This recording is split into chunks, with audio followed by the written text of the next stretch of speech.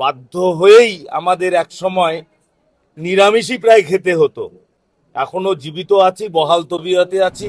একটি কিচেন তৈরি করতে হবে, সেটির জন্য আমাদের পরিকল্পনা চলছে।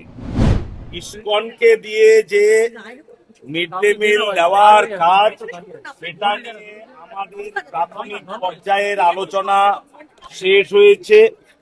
তাদের একটি কিচেন তৈরি করতে হবে, সেটির জন্য আমাদের পরিকল্পনা চলছে।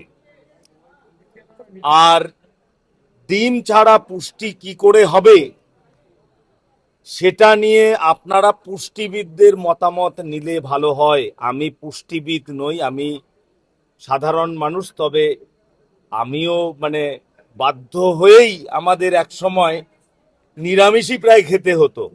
এখনো জীবিত আছি, বহাল তবিয়তে আছি এবং লোকে আমাকে বলে আমি সুস্বাস্থ্যের অধিকারী।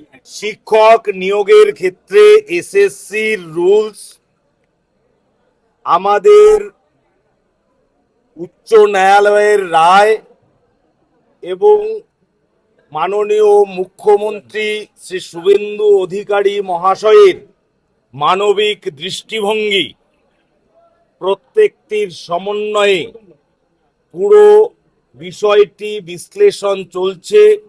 অতি দ্রুত পদক্ষেপ করা হবে।